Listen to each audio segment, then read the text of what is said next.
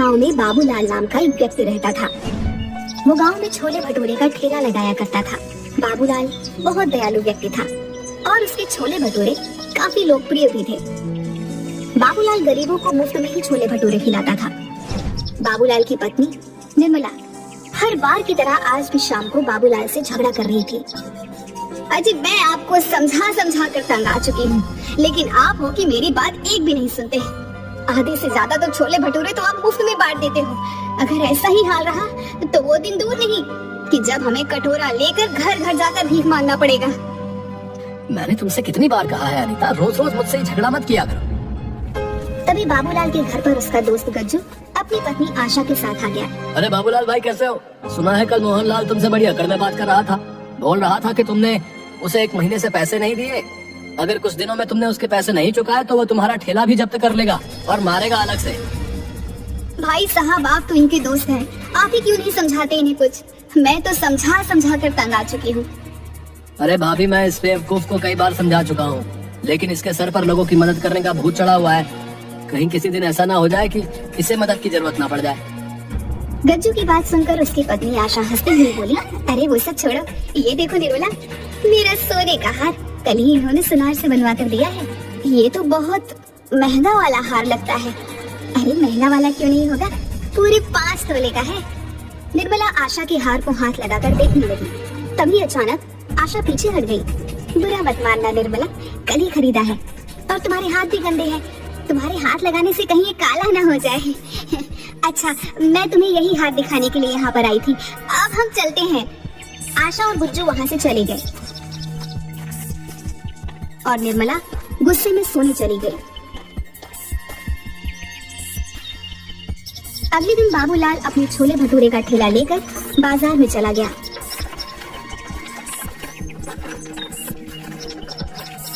बाबूलाल के बगल में ही मुखिया का खास आदमी नरेश भी ठेला लगाता था। नरेश बाबूलाल को देखकर गुस्से से बोला, क्या आज भी अपने छोले भटूरे मुफ्त में बांटेगा? नरेश भैया मैं सिर्फ गरीबों से पैसे नहीं लेता। अबे बेवकूफ, छोले भटूरे कौन से यहाँ पर कार वाले खाने आते हैं? सब गरीबी खाने आते हैं। तेरी ये गरीबों को मुफ्त में खिलाने की आदत मुझे बर्बाद कर दे रही है। ये तो कोई बात नहीं हुई नरेश भैया, किसी गरीब को खाना खिलाना तो पुण्य का काम होता है। लगता है तू ऐसे नहीं मानेगा, तेरी मुखिया से शिकायत करनी पड़ेगी। इतना कहकर नरेश अपना ठेला लेकर मुखिया के पास चला गया।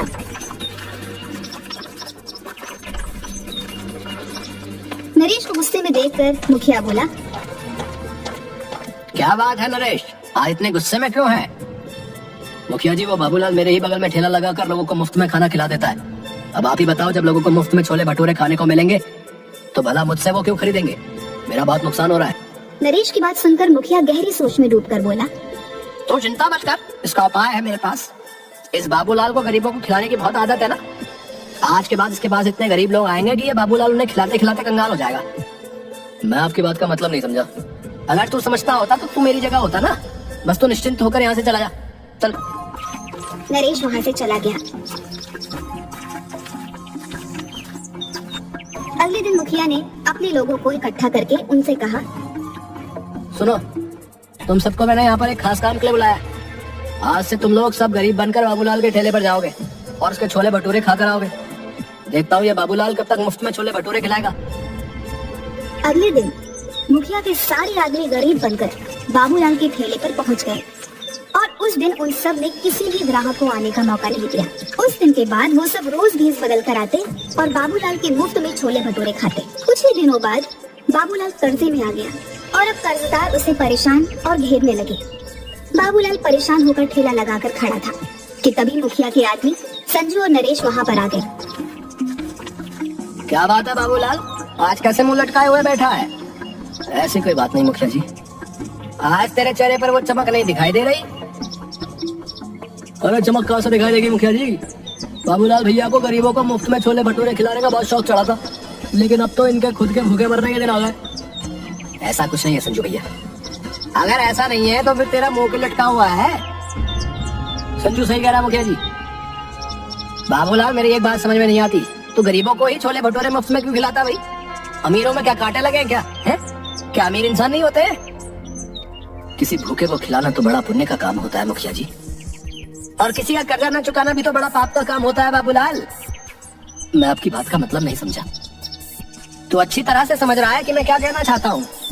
आज ही मेरे पास सीताराम और मोहनलाल तेरी शिकायत लेकर आए थे और बोल रहे थे काफी दिनों से तूने उनके पैसे नहीं दिए।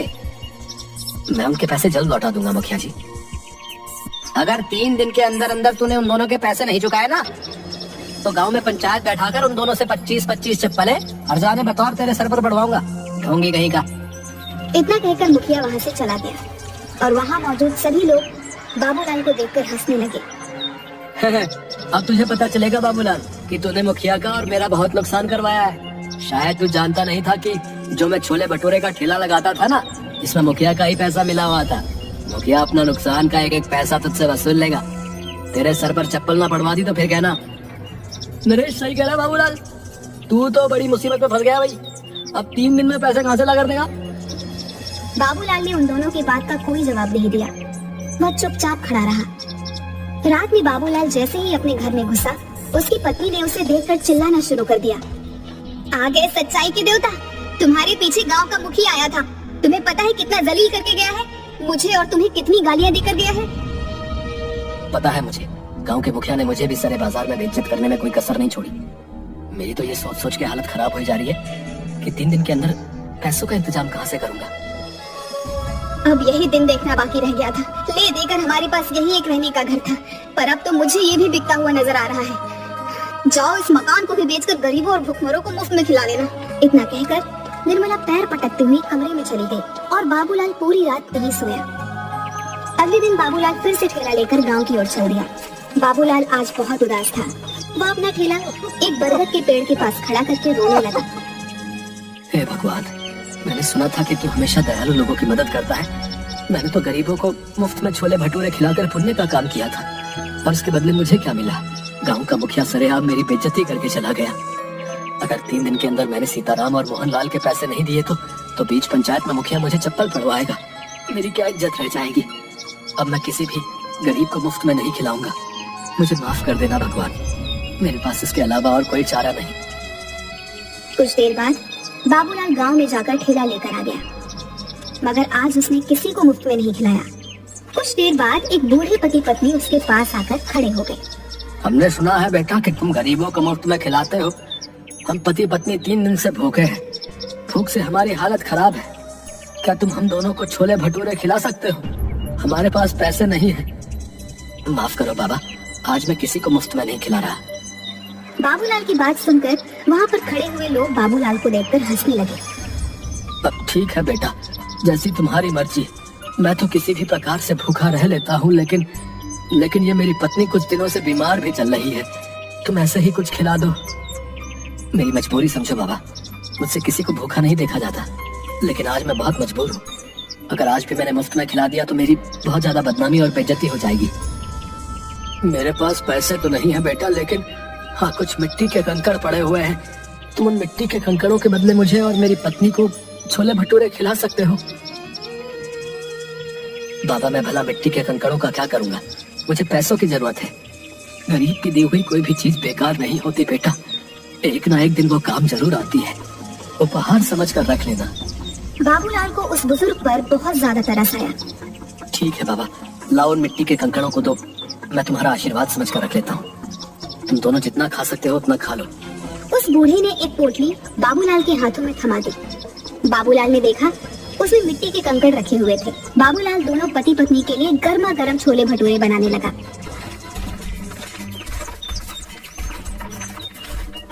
तभी वहाँ पर ठेला लगाकर खड़ा हुआ नरेश बाबूलाल से बोला, अरे इन मिट्टी के कंकड़ों से तू भला कैसे सीताराम और मोहनलाल का कर्जा चुकाएगा रे?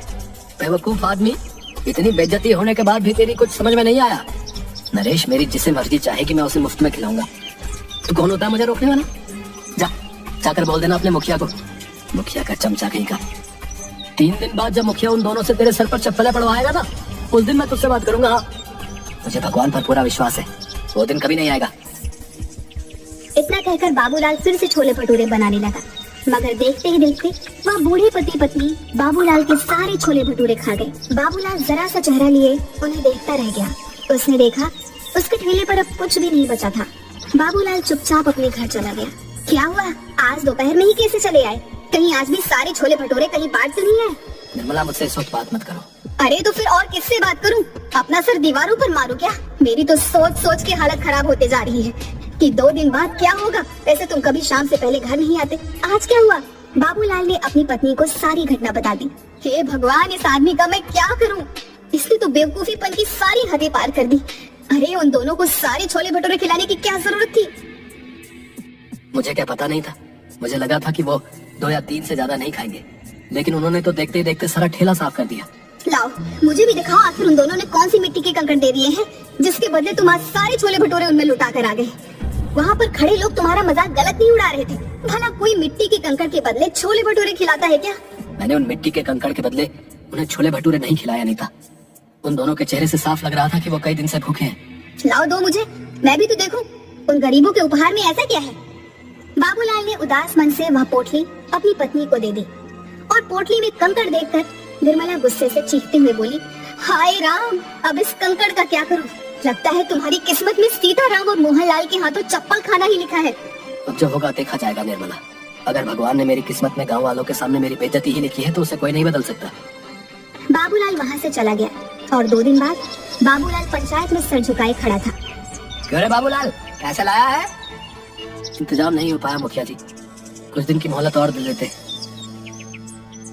वो तो हम तुझे जरूर देंगे, मगर सीताराम और मोहनलाल के हाथों चप्पल तो खा ले। ऐसा मत कीजिए मुखिया जी, मेरी बेइज्जती हो जाएगी। मैं किसी को मुंह दिखाने के लायक नहीं रहूंगा।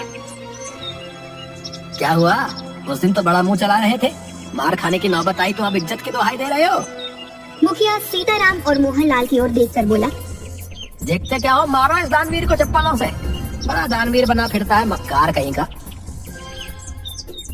मुखिया की बात सुनकर मोहनलाल और सीताराम बाबूलाल को चप्पलों से मारने के वाले थे कि तभी वहाँ पर बाबूलाल की पत्नी निर्मला आ गई।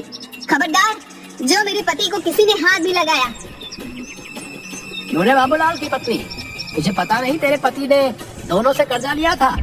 तेरी इतनी हिम्मत कि तू मुखिया के आदेश को चुनौती दे? मुखिया की बात सुनकर निर्मला ने मोहनलाल और सीताराम के पैसे मुखिया के मुंह पर मार दिए। ये लो पकड़ो इन दोनों के पैसे, आइंदा मेरे पति के ऊपर आंख उठाकर भी नहीं देखना। तो ये पैसे कहाँ से लेकर आई? तुम्हें इससे मतलब? तुम्हें इनके सारे पैसे चाहिए थे ना, और इनके पैसे मैंने तुम्हारे मुंह पर मार दिए। बाबूलाल निर्मला के पास पैसे देखकर हैरान रह गया। बाबूलाल ने आहिस्ता से निर्मला से पूछा, निर्मला तुम ये पैसे कहाँ से लेकर आई? घर चलो मैं तुम्हें सब बताती हूँ। बाबूलाल निर्मला के साथ घर पर आकर बोला, अब बताओ भी निर्मला, तुम ये पैसे कहाँ से लेकर आई? आज जब तुम्हें मोहनलाल और सीताराम पकड़ कर ले गए थे तो मैं फूट फूट कर रो रही थी।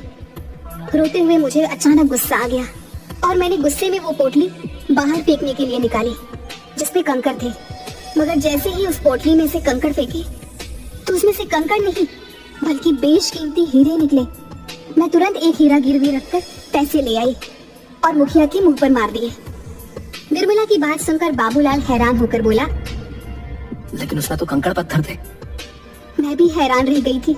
बहुत सोचने के बाद मुझे एहसास हुआ कि शायद वो दोनों बूढ़े पति पत्नी कोई मायावी लोग थे जो तुम्हारी मदद करने आए थे।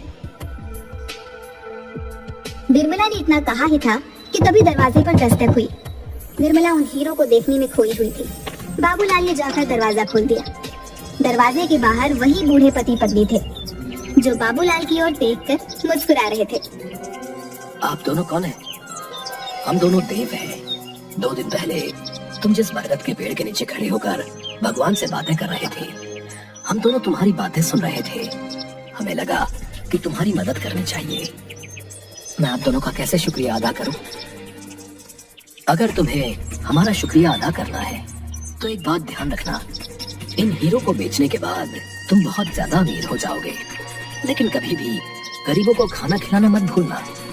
चाहे कितनी भी अड़चने आए, चाहे कितनी भी परेशानियां आए, याद रखना भगवान उस व्यक्ति को बहुत ज्यादा पसंद करता है जिसके दिल में दूसरों के लिए दर्द होता है। इतना कहकर वो दोनों बूढ़े पति पत्नी वहाँ से गायब हो गए। उस दिन के बाद बाबूलाल देखते ही देखते बेहद अमीर हो गया। लेकिन वो आज भी गरीबों को मुफ्त में